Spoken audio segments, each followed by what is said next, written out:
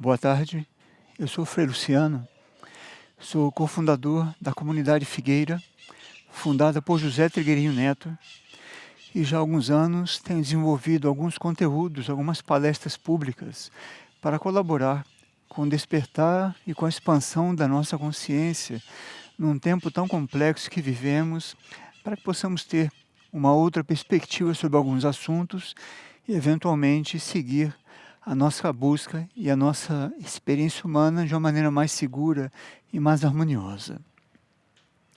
Esse vídeo corresponde à primeira série de perguntas e respostas, a partir de perguntas das últimas 2 palestras em Belo Horizonte e em São Carlos. Depois gravaremos outros vídeos com perguntas que eventualmente chegarem também. Para perguntas, quem tiver alguma necessidade pode escrever para freiluciano.palestras@iridim.org.br. Bem, uma pessoa perguntou quais exercícios simples podemos fazer com nossas mentes para que possamos cada dia mais perceber nossa consciência mais presente.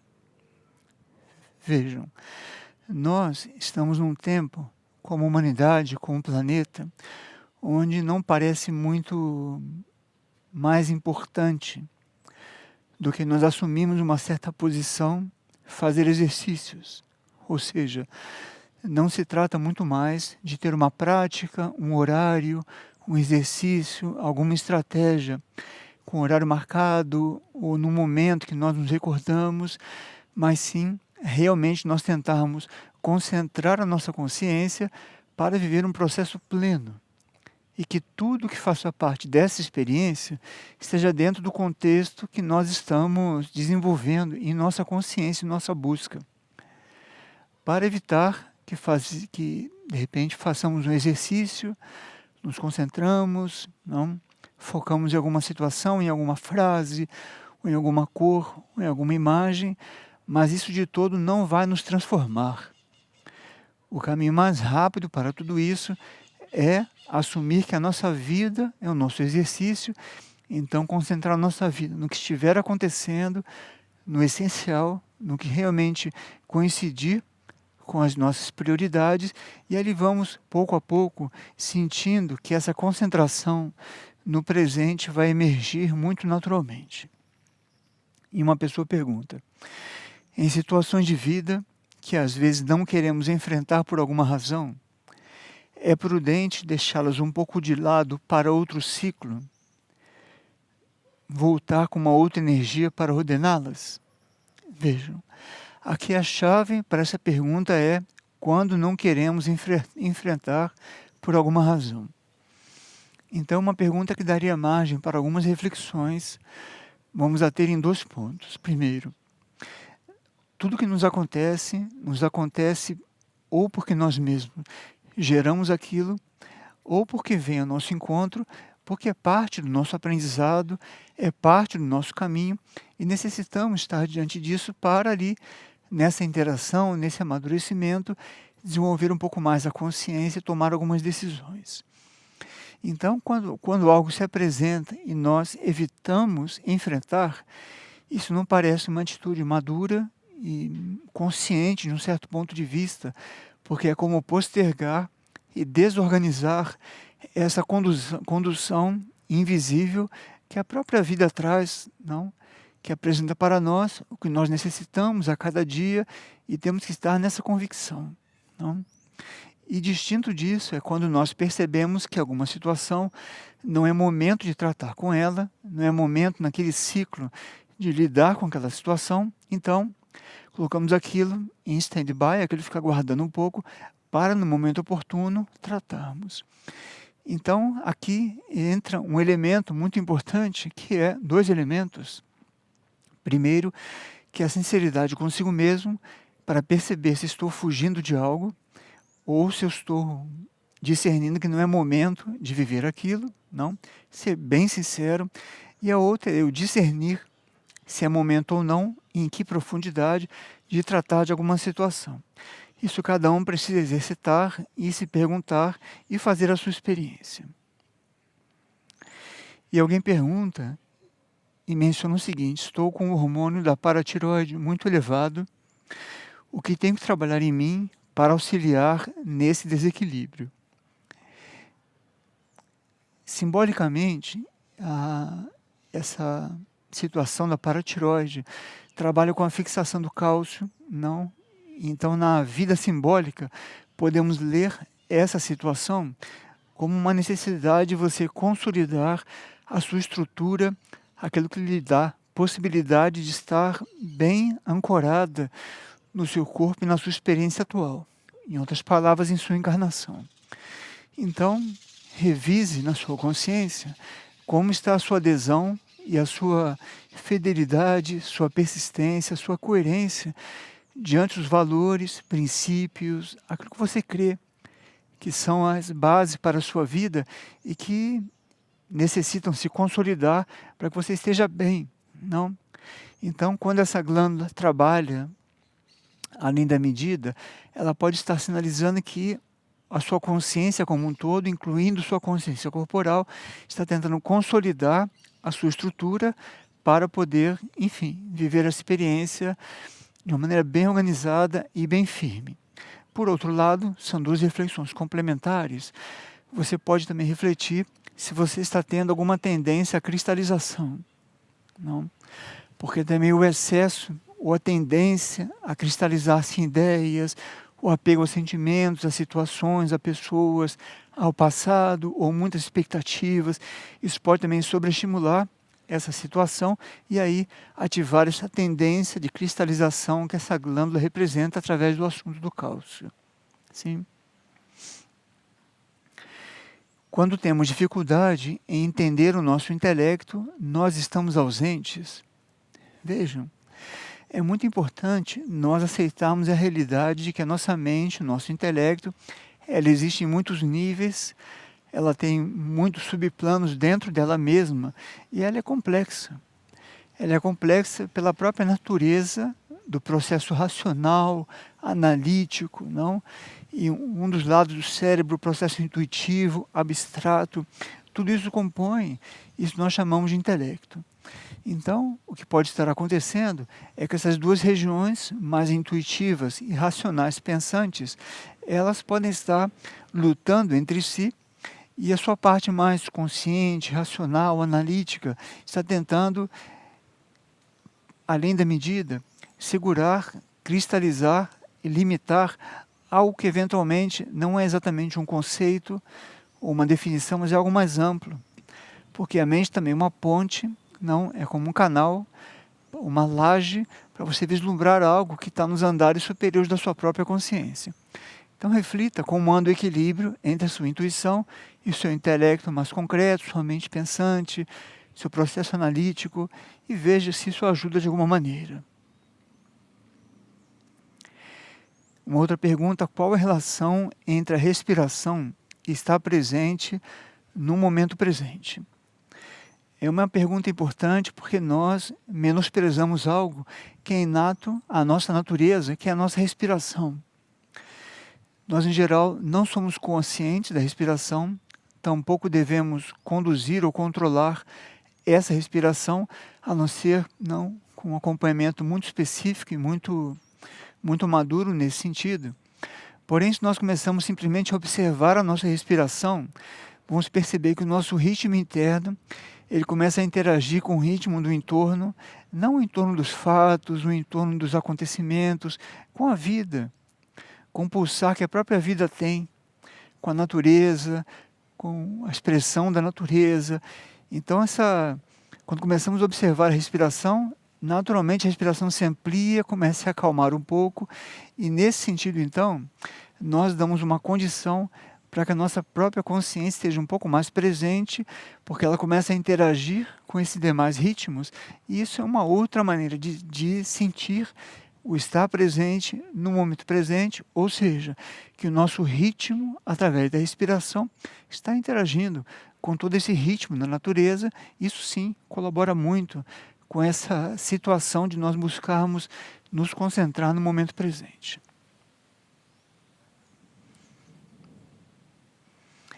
uma pessoa menciona o seguinte: está havendo muita polarização quanto às pessoas orantes, pessoas que oram, não que rezam, e não orantes, misturando com assuntos cotidianos, com intimidações, generalizando, e essa pessoa está com uma certa tristeza e com dificuldade de lidar com isso. Vejam, o mais importante é nós compreendermos que existe uma consciência orante que habita dentro de nós, que é aquele ambiente na nossa consciência que sabe, que identifica, que percebe que existe algo mais amplo do que a própria consciência. Então, quando nós nos damos conta disso, todos temos isso potencialmente nós, naturalmente, e seria um movimento natural, nós começamos a entrar nesse movimento da oração interna e informal, porque sabemos que o nosso destino e a nossa origem são planos muito mais amplos do que uma experiência humana, egóica e individual. Portanto, o tema da oração é muito mais um estado de consciência do que um exercício através de uma prática orante com uma oração formal, que ajuda muito, porque se une a isso o nosso verbo, que é uma fórmula, é um conjunto de palavras, de frases que vai criando uma condição, porque são expressões de valores, de princípios, não? Situações em geral elevadas, isso vai criando uma certa condição. Mas a oração pura e genuína, ela existe de maneira inata no nosso interior. Então, eu creio que essa reflexão dilui um pouco essa polarização, que no fundo é uma expressão de um lado menos maduro da nossa consciência, tentando aí não se apegar a uma prática e, como na primeira pergunta, criar um exercício para justificar a ausência da própria consciência nesse ambiente orante. Então, precisa do exercício para se sentir orando e se sentir de alguma maneira conectado. Então, ambas situações são válidas, você vê o que é necessário para você no momento e não entrar nessa contenda porque não parece necessário nesse momento.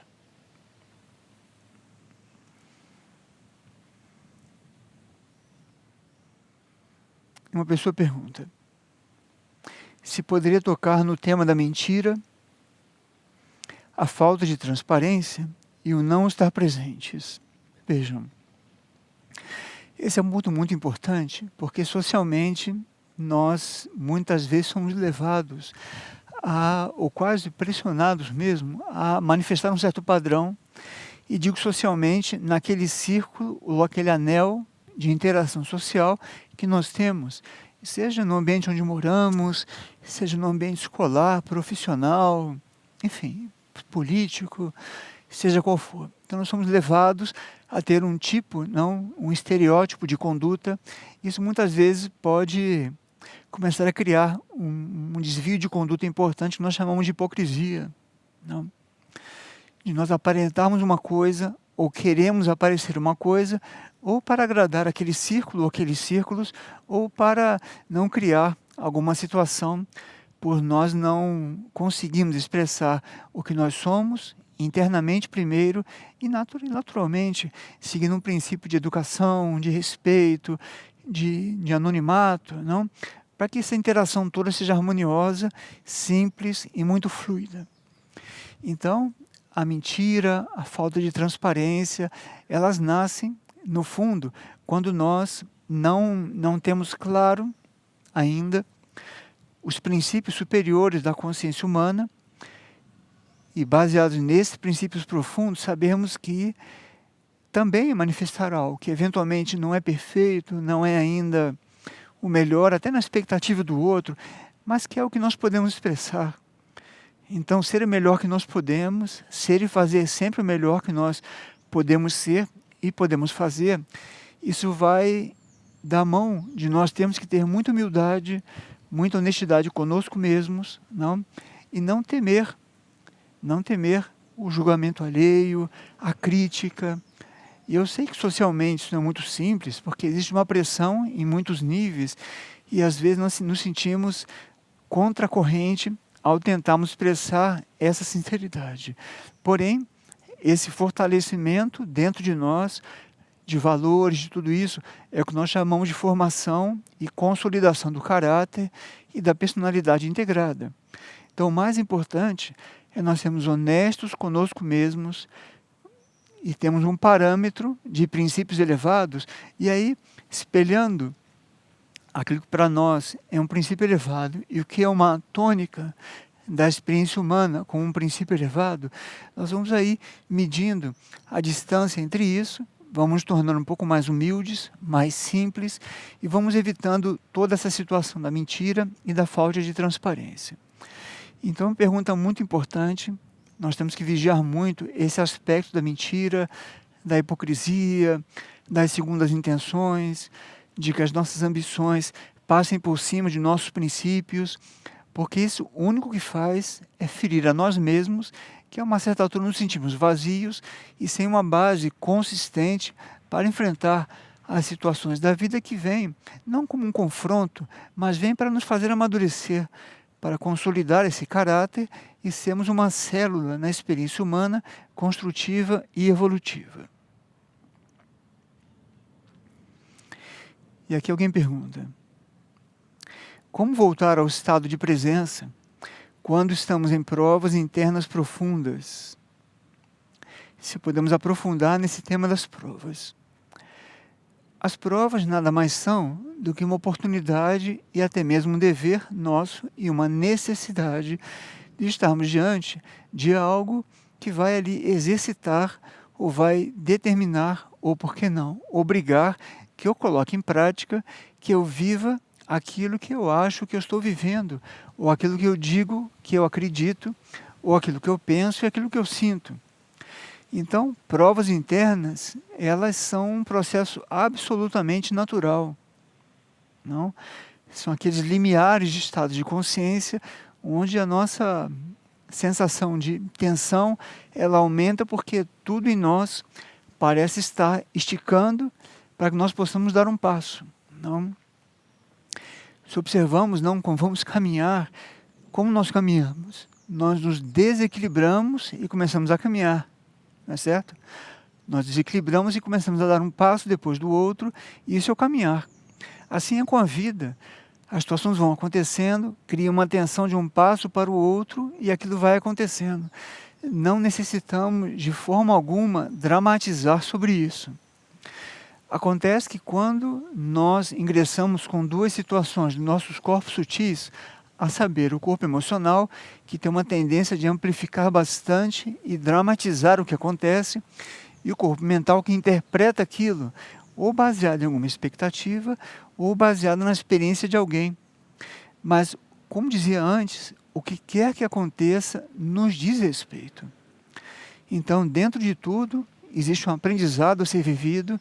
Essas provas, como você está chamando, elas são essenciais para que você possa ali ativar ao máximo o seu potencial, discernir, estar presente, tomar decisões. E o mais importante não é dar certo ou não dar certo. O mais importante é aprender a tomar decisão, amadurecer no processo da tomada de decisão, observar os resultados dessa decisão, atravessar o que você chama de prova interna profunda, e o único que isso vai trazer é um grande benefício, que é um crescimento e um amadurecimento. Então não evite esse processo, pelo contrário, o abrace, porque ao abraçá-lo, você vai se sentir presente. E aqui está a chave. Quando vem esses momentos, a tendência humana é se afastar, se ausentar do processo em si, como se alguém fosse resolver aquilo por nós, ou como se aquilo fosse se dissolver. Quando aquilo é parte do passo que estamos dando. Então se una a isso, abrace completamente, esteja em silêncio internamente, viva isso, e você vai sentir um grande alívio e uma grande diferença.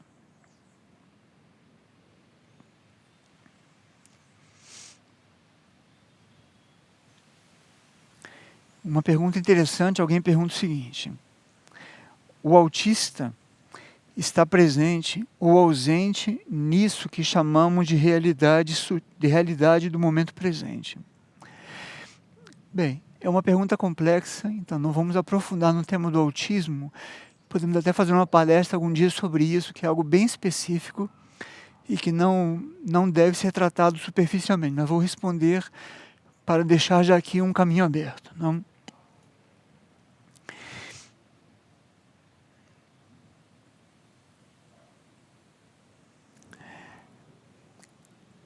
nós temos muitos níveis de consciência, que são além dessa personalidade externa que nós conhecemos. Então, além dessa personalidade que nós vemos, que nós tocamos, nós temos o que nós chamamos de alma e, mais profundamente, o que nós chamamos de espírito. Então, nós temos que ser muito cuidadosos com o tema de pessoas com deficiências físicas ou com algum outro tipo de situação, mesmo mental, ou mesmo com paralisia cerebral, ou os processos de diferentes tipos de autismo, porque a alma está encarnada igualmente, ela está presente e internamente esse indivíduo está experimentando tudo. Mesmo que em algum grau de autismo, dos diferentes tipos que existem, ele tem alguma dificuldade para interagir, seja mentalmente, seja com os ritmos, seja com as cores, seja com o processo cognitivo, mental, normal, seja com o processo da fala, mas a realidade é que esse ser está experimentando a sua vida apenas de uma maneira distinta do que nós chamamos de normalidade de uma experiência humana. E para colaborar com esse processo, não, parece que o mais importante aqui é nós lembrarmos que fazer uma pergunta muito simples. Simples não quer dizer simplório e nem superficial, é só uma pergunta simples e objetiva. O que esse ser está aprendendo com essa situação, ou o que ele está vivenciando e me ajudando a aprender com essa situação, se é que a pergunta é de alguém que convive com alguém com autismo. Não? Porque ao nós buscarmos esse sentido profundo diante do que está acontecendo diante de nós, como por exemplo alguém numa situação de autismo, nós começamos a ter uma empatia com o sentido do profundo daquilo, percebe? Com o significado daquilo, e a uma certa altura nós começamos a compreender. E aí a alma do outro, o interno do outro, começa a se comunicar conosco, e ali acontece algo muito importante. E o que é esse algo importante? É que o processo que o outro está vivendo, ele pode ser o mais pleno possível, e a dificuldade entra quando nós começamos a comparar esse tipo de processo com outros tipos de processos, não que nós chamamos de normais, que ali nos causam algum tipo de constrangimento. Coloque isso de lado e se pergunte, o que essa alma, o que esse ser está experimentando, aprendendo, qual é o sentido disso? E como eu posso estar empático, solidário com isso, para colaborar. Isso vai mudar completamente essa experiência.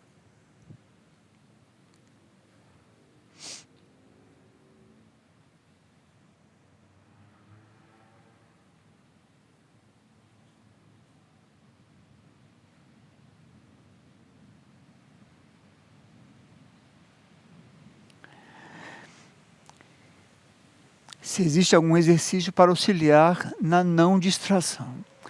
É como nós dizíamos na primeira pergunta, mais do que um exercício, o assunto é que a nossa vida passe a ser uma possibilidade de uma concentração no momento presente, seja o que for que estiver acontecendo, para que eu possa extrair dali aquilo de essencial que aquele aprendizado está me trazendo e para que eu possa, enfim, evoluir, expandir a consciência, aprender com os demais, colaborar também com os demais. Então vai muito além de um exercício, de uma prática, não? Agora, o que pode ajudar, sem dúvida alguma, é você evitar pensar o que não necessita, o que não é necessário, você evitar abraçar e se envolver com sentimentos que não dizem respeito à sua interação com o entorno, com os demais, com a vida, com as situações, manter uma certa distância, que não é indiferença, não é menosprezo, é apenas uma correta distância, para que ela seja uma distância construtiva, respeitosa. Não? E você evitar fazer ou estar em locais, em situações que não lhe dizem respeito. Então, só com isso, só de evitar o supérfluo, naturalmente o seu ser vai começar a sentir uma sensação de nucleação, de concentração. Isso vai catalisar esse processo do caráter, da personalidade integrada, e você vai sentir essa concentração no momento presente de uma maneira muito espontânea. Mas isso não é um exercício, mas sim uma decisão de evitar situações supérfluas, mentalmente, emocionalmente e também fisicamente. E aqui a pessoa pergunta, o que é peculiar da consciência da alma e o que é peculiar na consciência do espírito? Nessa constituição humana, como mencionava anteriormente, ou nessa arquitetura humana, nós temos a personalidade integrada, formada pela integração do corpo físico etérico, do corpo emocional e do corpo mental. Isso quando o nosso pensamento, sentimento e ação coincidem, nós vamos criando o que é conhecido como personalidade integrada. Logo acima, na quarta dimensão, temos a alma, que é o nosso núcleo no plano intuitivo, na quarta dimensão.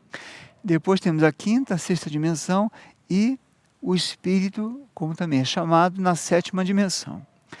Então a alma, ela ainda está como que uma intermediária entre a experiência do que é imaterial, abstrato, sutil, impalpável, não? E aquilo que é concreto, terreno, não? Que nós podemos experimentar concretamente. Então a alma interage muito com o planeta físico e com a nossa experiência como seres encarnados. Já o espírito, ele está encarnado através da alma, então o que ele recebe da experiência encarnada já é um filtro, já vem filtrado, melhor dizendo, pela síntese que a alma faz dessa experiência e que coloca para o alto, para cima, para dentro, para fazer também a sua síntese nesse plano espiritual e aí fazer um tipo de experiência. Então o espírito está mais além, mais profundamente, está olhando a sua própria expressão em nós, humanos aqui, desde uma outra perspectiva, e ele tem naturalmente muito mais possibilidade de perceber o que está acontecendo com a alma e o que está acontecendo com ele mesmo, enquanto nós, humanos aqui, ele como um espírito encarnado, desde uma outra perspectiva. Então essa é uma característica muito evidente da alma que está mais próxima da encarnação. O espírito, que além de interagir com a alma e indiretamente, portanto, conosco na encarnação, ele também tem suas relações no plano espiritual, onde ele desenvolve muitos aprendizados também, mas sob outras leis, sobre outro tipo de escola e aprendizado que não vamos aprofundar hoje, porque não é o tema dessa palestra, não desse vídeo de perguntas.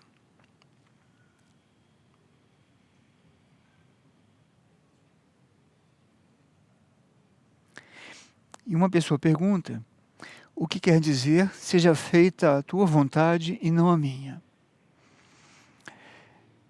Nós perguntamos isso porque nós sabemos profundamente, internamente, que existe uma meta, um objetivo, uma vontade superior, que ela existe também para nós, individualmente.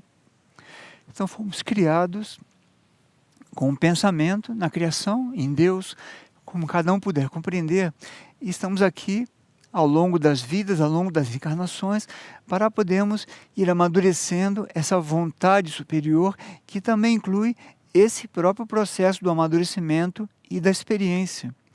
Então, o processo de cumprir com essa vontade superior, ele passa pela etapa também de nós necessitarmos ter a nossa vontade própria, realizar essa vontade própria e cada vez mais nos darmos conta de que, por mais que nós criemos vontades, não, ou objetivos, etc., sempre existirá algo nos recordando de que existe uma vontade superior.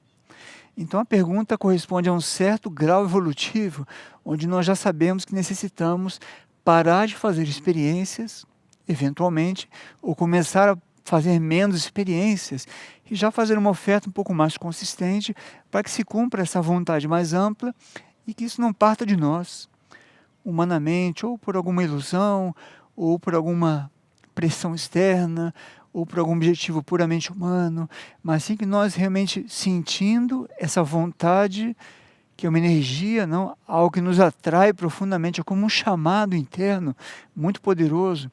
Então isso vai nos chamando, vai nos atraindo, nós vamos nos deixando levar e a uma certa altura emerge essa afirmação. Seja feita a tua vontade e não a minha. Então é um segmento, não? É um recorte, chamemos assim, dessa experiência nossa diante desse assunto da vontade.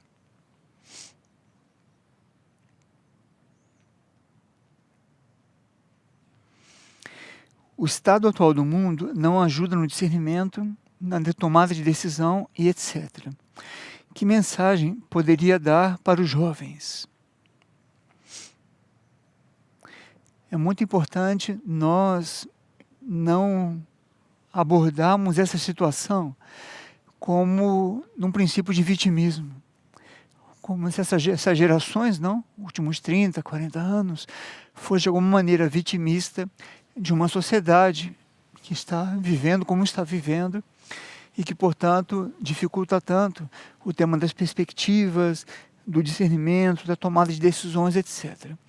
O mais importante dentro disso, e a mensagem que é a mesma para um adulto, para alguém que está mais maduro, é sempre a mesma. Nós podemos fazer uma reflexão e nos perguntar se nós estamos sentindo profundamente que estamos vivendo o que temos que viver, e se o que estamos vivendo realmente está colaborando de alguma maneira para a evolução da vida do planeta, dos demais reinos da natureza, se eu estou sendo coerente como ser humano diante da coletividade, que tipo de ser humano eu aspiro ser. São reflexões que nós não podemos esperar que a sociedade nos traga, a não ser de um ponto de vista ideológico, que tampouco resolve. Que o ponto de vista ideológico ele é como o meio do caminho, não, entre o processo mental, analítico, não, e o processo matricial e o processo arquetípico. Então se trata de nós perguntarmos, então a mensagem é essa pergunta: para que eu fui criado? Eu quero ser aquilo para o qual eu fui criado. Não? Então nós podemos mandar uma mensagem para essa geração que você está chamando de jovens, é essa pergunta: eu estou aqui fazendo o quê? Não. Para que eu fui criado? Eu estou nesse momento aqui encarnado do planeta, com todas essas circunstâncias, para quê? E é muito bom, por outro lado, essa situação relativamente caótica que estamos vivendo, porque também, ao perceber que esse caos não diz respeito à nossa experiência, nós temos uma grande oportunidade de não aderir a esse caos e, portanto, mais rapidamente fazer essa pergunta. E saibam que, ao fazer essa pergunta bem sinceramente, nós saberemos gradualmente o que nós temos que fazer, como nós temos que desenvolver não esse sentido de vida, porque a própria vida, que é inteligente, que é ampla, que nos criou, não, ela vai conduzindo tudo isso para um lugar, aquele lugar que nós temos que andar, dar nossos passos, tomar nossas decisões, discernir. Então, discernimento, nesse caso, encontrando situações tão caóticas, negativas, dissociativas, como um esfarelamento não, dos valores e tudo isso. Então, se nós conseguimos perceber, se os jovens conseguem perceber que isso não é uma grande oportunidade, é tomar isso em favor da evolução e se perguntar, discernir, bom, se não é isso, é o que então? E aguardar e continuar perguntando, que a uma certa altura a vida vai trazer uma resposta.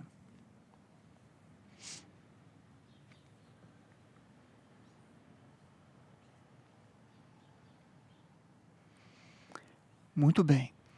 Então essas eram as perguntas que tínhamos aqui, dessas últimas duas palestras.